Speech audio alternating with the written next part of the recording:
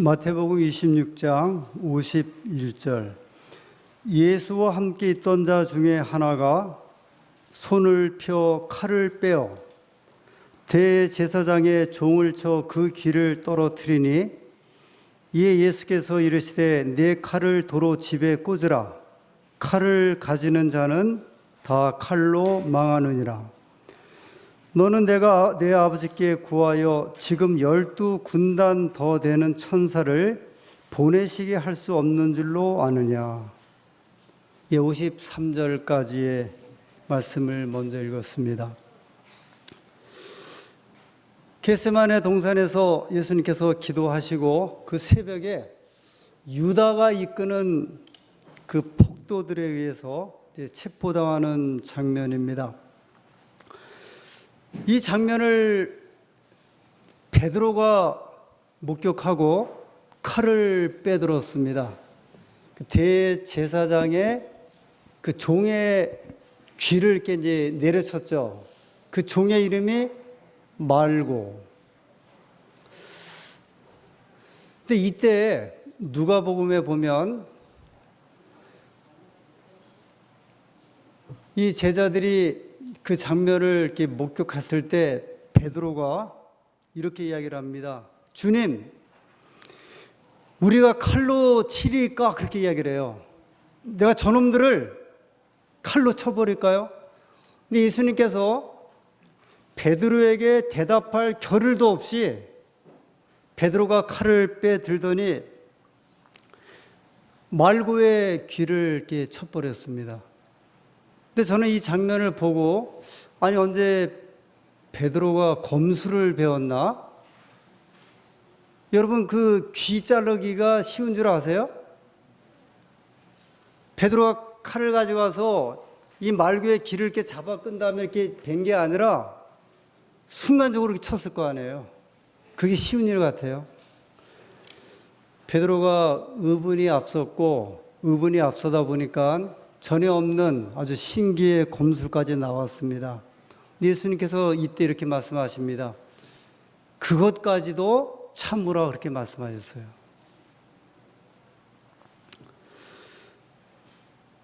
칼을 쓴 자는 칼로 망하리라. 유세식으로 하면 SNS를 쓴 자는 SNS로 망하리라, 그런 식인 것 같아요. 칼에서 SNS로 바뀔 뿐이지, 이렇게 또 예수님 이야기를 하시지 않으셨습니까? 내가 저 사람들을 못 이겨서 그러는 줄 아느냐? 지금이라도 하늘에 12군단 되는 천사들을 불러내릴 수 있다. 물론 이제 표현이지만 한 군단은 12,000명을 생각을 하면 12군단이면 얼마나 되겠어요? 아마 14만 4천 명 될지 모르겠어요. 내가 14만 명의 또는 10만 명의 천사들을 지금이라도 하늘에서 불러서 저 폭도들을 물리칠 수 없을 줄 아느냐. 그러면서 예수님께서 54절 이렇게 말씀을 합니다. 54절.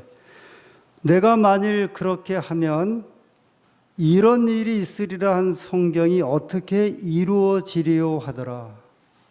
이게 무슨 말씀이죠? 내가 만일 그렇게 하늘 천사들을 불러서 내가 붙잡혀가는 일을 방해하고 못하게 하면 이런 일이 있으리라 한 성경이 어떻게 이루어지리요?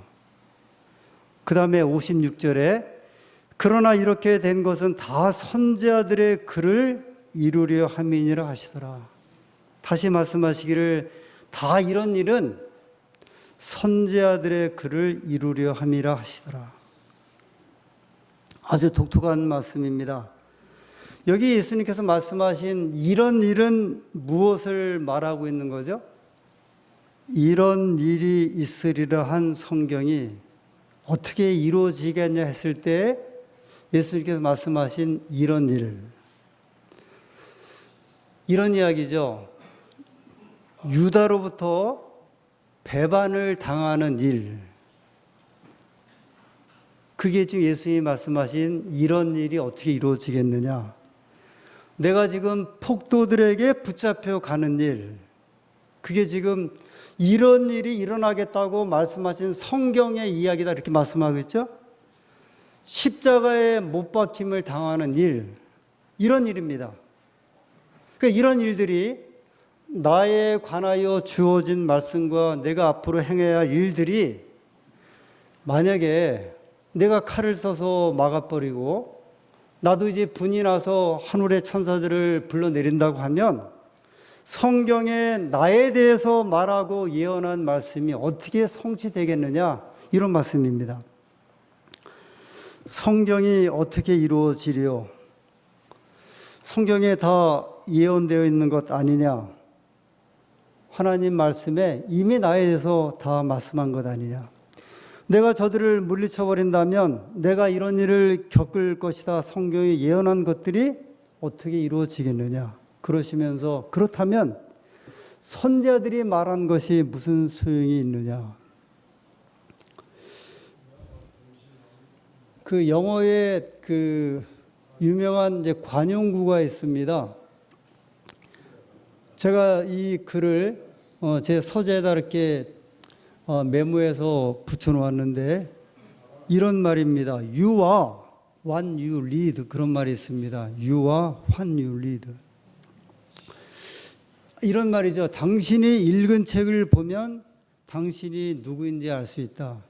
다시 말씀드리면 당신이 읽는 책에 따라 당신이 꼴지어진다, 이런 말이에요. 여기에 덧붙여서 You are what you eat, 그런 말이 있습니다. 당신이 먹는 음식에 따라 당신이 꼴지어진다. 이게 아주 그 음식 아니면은 어떤 사상에 대해서 쓰여지는 말들입니다. 근데 여기에 하나 제가 좀 덧붙여서 You are what you think, 이런 말을 좀 덧붙였습니다. 생각 좀 하고 뭐 살아라, 이런 말이에요. 예수님께서 제자들에게 그 겟세마네 동산에서 세 제자를 앞에 놓고 얘들아 좀 생각 좀 하고 살아라. 베드로에게 베드로야 좀 생각 좀 하고 칼을 써라, 이제 그런 말이죠. 지금 너희가 하고 있는 일들이 어떤 일들인지 생각 좀 하고 살아라. 제가 한 글을 이제 보았는데 이분이 아주 독특하신 분인데 이렇게 질문합니다. 여러분, 과일이 왜 동그랗습니까? 그분은 그렇게 글을 통해서 물어봤어요. 과일이 왜 동그란가? 그러고 보니까 대부분의 과일은 동그랗습니다. 대부분의 곡식도 동그래요. 대부분의 채소 씨앗도 동그랗습니다. 땅 속에서 나는 감자, 고구마, 땅콩도 동그랗든지 타원형이든지, 타원형이란 말은 길쭉하면서 동그랗다는 말이죠. 이분이 이렇게 또 대답을 했습니다. 더 많은 햇빛, 더 많은 바람을 받고자 합니다. 그리고 그 과일이나 씨앗이 떨어졌을 때 잘 굴러가게 해서 생존하고 번식하게 하기 위해서 동그랗게 만들어진 것이다. 제가 이 글을 읽으면서 하나님 백성의 입장에서 볼 때 이것은 하나님의 섭리라고 여겨지는 말씀인 것 같아요. 네모랗게 만들 수도 있을 것 같고, 과일을 아니면은 뭐 세모로 만들 수도 있지만 대부분의 과일들이 동그랗든지 타원형이든지. 그래서 우리는 이 세상 모든 만물이 하나님의 은혜와 창조 섭리에 의해서 유지되고 있다고 생각을 합니다. 이분이 과일이 왜 동그랗게 되었을까 이야기를 할 때 저희는 하나님의 귀한 섭리로 이 과일이나 씨앗들이 잘 번식되어 굴러가서 잘 자랄 수 있도록 하는 하나님의 섭리라고 그렇게 생각을 해보죠. 제가 지난 시간에 유다에 대해서 말씀을 드렸습니다. 유다는 이런 하나님의 섭리에 대해서 깊이 생각을 하지 못했던 것 같아요. 그래서 늘 자신만에 대한 생각, 자신만에 대한 계획에 충실했기 때문에 하나님께서 말씀하신 하나님의 생각에 그는 마음을 들이지 못했던 것 같습니다. 예수님께서 이 말씀을 제자들을 놓고 앞에 하셨습니다. 예수님께 3년 반 동안 수도 없이 구원의 계획을 말씀하셨고, 내가 이 일 때문에 하늘에서 왔다고 하셨고, 심지어 십자가에 매달려 죽을 것이라는 말씀을 누누이 하셨지만 제자들은 자기 생각에 빠져서 귀담아 듣지를 않았습니다. 오늘 우리는 성경의 가장 중요하고 크고 위대한 장면을 읽고 있습니다. 성경의 핵심적인 사건이죠. 성경에서 아주 가장 중요한 기별이죠. 이 십자가 사건 때문에 성경이 쓰여졌고, 이 일 때문에 예수님이 이 땅에 내려오셨고, 이 일 때문에 여러분과 제가 예수님을 믿는 것입니다. 그래서 성경의 핵심이자 복음의 핵심이라고 말씀을 드리게 되고, 성경의 모든 것이 이 십자가 사건에 집중되어 있습니다. 그 여러분과 제가 이 의미를 아는 것이 대단히 중요합니다. 이 뜻을 아는 것이 대단히 중요하다는 말씀입니다. 제가 가끔 또는 종종 말씀을 드리는 이해합니다. 어느 분이 상갓집에 가서 밤새 곡을 한 다음에 그 아침에 상주에게 물어봤습니다. 뭐라고요? 누가 돌아가셨냐고. 예수님은 제자들이 이 장면인 걸 좀 보신 거예요. 3년 반 동안을 따라다녔지만 여전히 예수님이 누구신지도 몰랐고, 예수님이 왜 오셨는지도 몰랐고, 심지어는 자기들이 왜 예수님의 제자가 되었는지도 몰랐다는 말씀이죠. 여러분과 저는 어떠십니까? 어느 분은 3년 반을 예수님을 따라다닌 분도 계시고, 어느 분은 10년을 따라다니기도 하셨고, 어느 분은 20년을 따라다니기도 하셨고, 그래서 여러분과 저의 마음과 생각과 입술에는 끊임없이 예수님에 대한 생각, 말씀, 그래서 어려움이 있든지 아니면 큰일이 있든지 우리도 모르게 나오는 예수님 감사합니다 이런 말이 우리 속에 이제 완전히 물들어서 체화되어 갖고 살고 있지 않습니까? 그런데 그 예수님이 여러분과 저에게 누구냐는 거죠.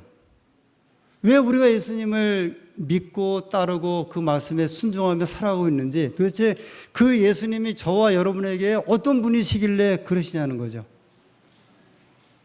여러분과 저는 어떻게 대답을 하시겠습니까? 이 문제 때문에 예수님께서 십자가에 달려 돌아가시는 그날까지도 제자들에게 말씀을 하셨습니다. 내가 만약 이렇게 하면, 그래 너희가 만약 이렇게 하게 되면 이런 일이 있으리라고 한 성경이 어떻게 되겠느냐. 오늘 예수님께서 왜 이런 말씀을 하셨는지, 예수님은 이 땅에 계시는 동안에 자기 자신을 어떻게 인식하셨을까요? 그 예수님의 자의식이 무엇이었을까?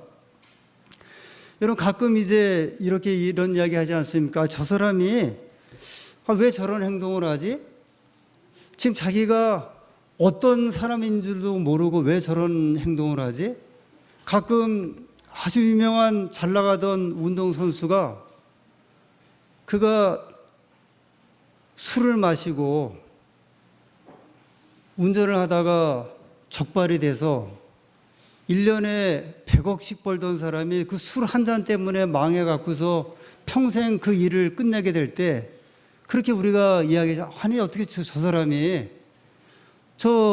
그것도 모르고 더군다나 면허에다가 아니면 음주운전을 해갖고 자기의 생애를 마치게 될까?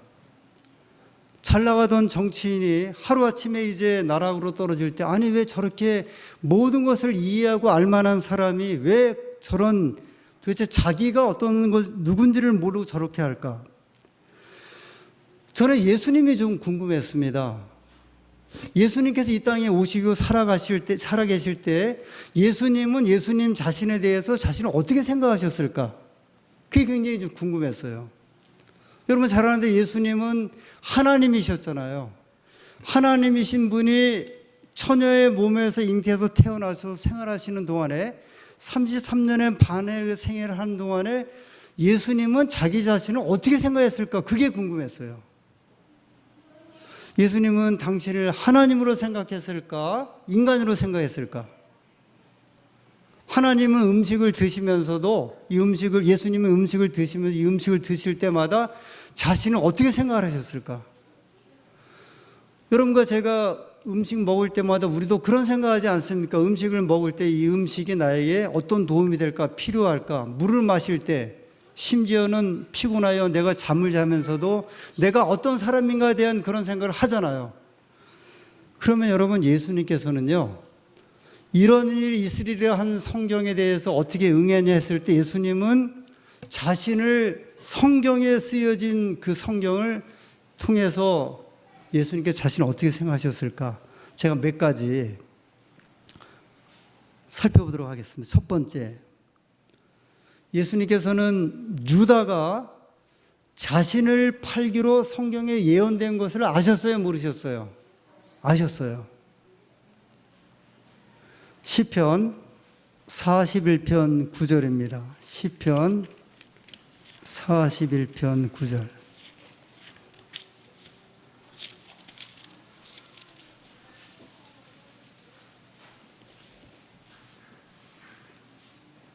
나의 신뢰하는 바 내 떡을 먹던 나의 가까운 친구도 나를 대적하여 그 발꿈치를 들었나이다. 이 다윗의 시거든요. 근데 여러분, 이 41장 9절에 보면 여기에 누가 지금 그려져요? 이게 누구 이야기 같아요? 가룟 유다 이야기 같지 않습니까? 가룟 유다 이야기예요. 그래서 여기 시편에 다윗이 그가 이 시를 쓰면서 내가 신뢰하는 나의 빵을 함께 먹던 나의 가까운 친구도 나를 대적해서 그 발꿈치를 들었습니다. 이게 지금 누구의 이야기예요? 가룟 유다 이야기예요. 예수님 팔아버린. 마태복음 26장 50절에 이 말씀이 어떻게 적용되는지 보시겠습니다. 26장 50절. 마태복음 26장 50절. 예수께서 이르시되 친구여 내가 무엇을 하려고 왔는지 행하라 하신대. 예수님께서 가룟 유다가 폭도들과 함께 겟세마네 동산에 왔을 때 그 유다를 향해서 뭐라고 말씀하셨어요? 친구여 그랬어요. 시편 41편 9절에 나와 함께 떡을 먹던 나의 가까운 친구도 나를 팔았나이다 그랬는데요. 예수님께서 마치 시편에 있는 이 말씀을 그대로 말씀하듯이 친구여 내가 무엇을 하려고 하는지 행하라. 예수님께서는 가룟 유다를 구약 시편 41편에 예언된 자기를 팔아버릴 그 배반자임을 아셨어요. 여러분, 저는 여기서 제가 유행가를 잘 부르지는 않지만 친구여 그랬을 적에 불현듯 조용필 씨가 생각나더라고요. 친구여 그 말이. 예수님께서 겟세마네 동산에 자기를 팔러 온 유다를 보았을 때 시편 41편의 그 친구를 생각하신 거예요. 시편 41편의 9절에 말씀하셨던 나와 함께 떡을 먹던 내 친구가 나를 팔았다는 말씀처럼 3년 반 동안 동고동락했던, 그래서 함께 떡을 떼고 함께 생활을 했던 내 친구가 나를 팔아버렸음을 예수님은 아셨어요. 구약 스가랴 13장 7절입니다. 1324페이지 구약 성경 1324페이지 스가랴 13장 7절 6절이네요. 제가 아침에 교과 총론을 하면서 에스라 느헤미야의 이야기가 예수님에 관한 이야기고 예수님의 오심에 대한 이야기라고 말씀을 드렸죠. 그 성전을 통해서. 그래서 이전에 이 성전의 영광이 그 이전의 그 성전의 영광보다 나중 영광이 훨씬 크다 그러면서 예수님께서 그 성전에 임하시는 그 예수님이 이 땅에 오셔서 성전에서 말씀 전하고 병자 고치시면서 그 일을 하셨지 않습니까? 그러면서 에스라 느헤미야의 이야기가 학개, 스가랴, 말라기의 말씀으로 이어진다고 말씀을 드렸어요. 그 스가랴의 이야기예요. 그 스가랴 선지자가 예수님에 대해서 하신 예언이에요. 6절에 어떤 사람이 그에게 묻기를 내 두 팔 사이의 상처는 어찌미냐 하면 대답하기를 이는 나의 친구의 집에서 받은 상처라 하리라. 이 두 팔 사이의 상처가 무슨 상처예요? 십자가에 못 박히는 그 상처 말씀하잖아요. 그래서 이걸 도대체 이 두 팔의 그 상처 어떻게 된 거냐? 옆구리 상처가 어떻게 된 거냐? 이렇게 물어볼 때 예수님께서 나의 친구에서 집에서 받은 상처다 이야기를 합니다. 예수님께서 제자들을 친구처럼 여기셨고 유다를 친구처럼 여기셨어요. 그래서 스가랴는 그 장면을 말씀을 한 거예요. 예수님께서는 실제로 십자가에 달려 돌아가시면서 양손과 두 발에 못 박힘을 당하시고 죽었나 안 죽었나 로마 군병이 확인하는 가운데 옆구리를 창으로 이렇게 찔려서 피를 흘리면서 그 상처를 입게 되었습니다. 예수님께서는 자신이 유다로부터 팔림을 받을 거라는 사실을 자기에 대한 자의식이 있으셨고요. 십자가에서 어떻게 못 박힘을 당하게 될 것인지에 대해서도 그분은 알고 계셨어요. 예수님께서 두 번째, 당신이 하늘에서 왔다는 사실을 예수님은 아셨습니다. 여러분은 어디서 오셨어요? 여러분은 왜 제7 안식일 예수님께 되었습니까? 했을 때 우리는 성경 말씀에 통해서 이 시대의 마지막 사명을 가진 하나님의 백성으로 부름받은 백성님들 우리가 이야기하지 않습니까? 제7 안식일 예수님께는 남은 무리입니다. 이 땅에 마지막 새 천사의 기별을 전하기 위해서 하나님께 부름받았으면 우리 이야기하지 않습니까?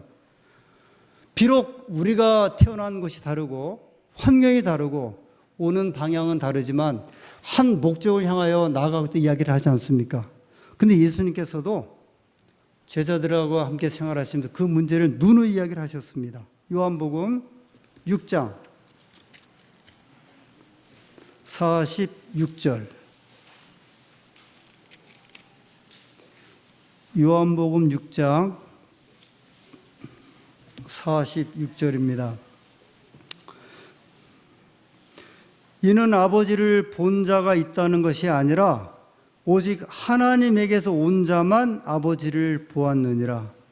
진실로 진실로 너희에게 이르노니 믿는 자는 영생을 가졌나니 내가 곧 생명의 떡이로라. 이 요한복음 6장은 떡 문제를 가지고 유대인들하고 예수님이 계속 이렇게 논쟁을 하셨는데 예수님께서 말씀하시기를 하나님을 본 자가 있다 그랬어요. 너희는 못 보았다. 근데 누가 보았냐면 하나님께로부터 온 자는 보았다 그러셨어요. 근데 그 사람이 누구예요? 예수님께서 나라 그러셨어요. 내가 하나님을 보았다. 그러면 예수님이 하나님을 보았고 하나님께로도 보냄받은 사람이라고 말씀하시면 예수님은 어디서 오신 분이에요? 하늘에서 오신 분이에요. 예수님은 당신이 하늘에서 오신 분인 것을 아셨어요. 그 자의식이 있었던 거예요. 그 사명이 있는 걸 여기 말씀하신 겁니다. 그래서 나는 하늘로부터 내려온 살아있는 떡이다. 생명의 떡이다 이렇게 말씀을 합니다. 이사야 53장에 있는 말씀으로 가도록 하겠습니다. 이사야 53장 7절.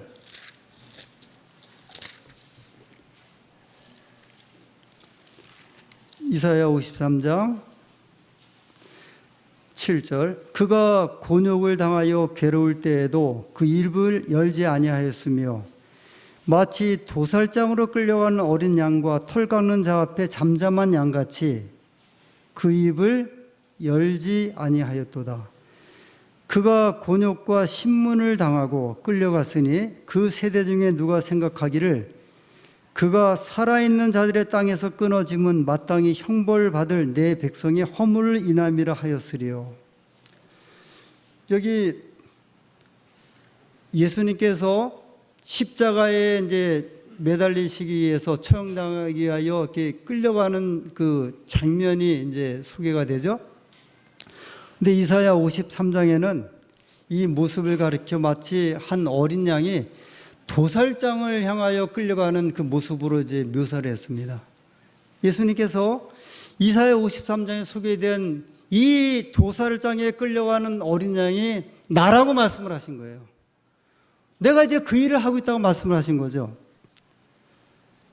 예수님께서는 자신이 유월절 어린 양, 희생양, 십자가에 매달리시는 분이심을 예수님은 의식을 하셨어요. 내가 그 일을 위하여 왔다. 그래서 마태복음 26장에 겟세마네 동산에서 베드로가 칼을 들어서 대제사장 말구의 귀를 치고 그가 이제 소동을 벌일 때 예수님께서는 이렇게 이야기를 하지 않습니까? 이 모든 일들은 구약의 선지자들의 글을 이루려 함이니라 이렇게 말씀을 합니다. 선지자들이 말한 것을 이루려 함이니라. 그때 이 선지자들이 누구냐면 스가랴 선지자고 이사야 선지자예요. 이들의 말처럼 글처럼 내가 이 일을 위하여 이 땅에 왔다 말씀하셨습니다. 예수님은 우리에게 베풀어 주시는 이 구원의 이야기, 구속의 경륜 또는 구속의 어떤 그 속죄에 대해서 예수님은 자의식이 충만하셨습니다. 그 일에 오셨다고 말씀하셨습니다. 그러면 여러분은 예수님을 왜 따르십니까? 마지막으로 말씀을 마치면서 여쭤봅니다. 저와 우리 교우님들은 예수님의 구원이 우리를 통하여 베풀어질 것을 확신하고 계십니까? 믿고 계세요? 여전히 그 사실에 여러분이 제 마음을 다해서 아멘 하시겠습니까? 여러분이 10년 동안, 20년 동안, 30년 동안 예수님이 베풀었던 구원의 이야기를 통하여 교회를 다니고 계시는데 그 구원의 이야기를 통해서 우리의 구원이 예수님의 구원과 합치되고 내가 구원의 길을 따른다고 하는 믿음의 어떤 고백을 여러분도 하고 계십니까? 여기 마태복음 16장에 있는 한 말씀을 보고 이 말씀에 대한 정리를 하도록 하겠습니다. 마태복음 16장 13절입니다.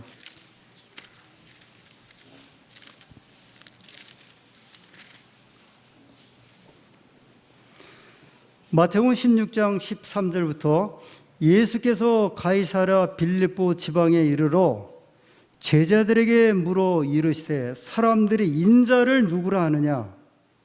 가로되 더러는 세례 요한, 침례 요한, 더러는 엘리야, 어떤 이는 예레미야나 선지자 중에 하나라 하나이다. 지금 이때는요, 예수님께서 3년 반의 생애를 이제 거의 마치시고 십자가를 목전에 두고 있을 그때예요.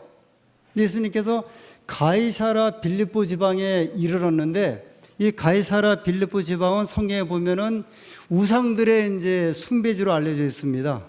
이곳에 예수님께 복음 전하러 오시면서 지금 가이사랴 빌립보 지방에 이르러 요 표현 속에는 어떤 집이라든지 장소에서 말씀하신 것이 아니라 가이사랴 빌립보 지방이라고 하는 그 동네의 길가에 접어들면서 길에서 지금 물어보신 거예요. 여러분 성경에 보면 예수님이 길에서 제자들에게 말씀하시거나 뭘 물어보신 이야기가 굉장히 많아요. 제자들이 예수님과 함께 걸어갈 때 예수님과 늘 이렇게 같이 걷지를 않고 이렇게 뒤에 걸어왔던 것 같아요. 늘 보면. 그래서 예수님 한번 물어보죠. 너희가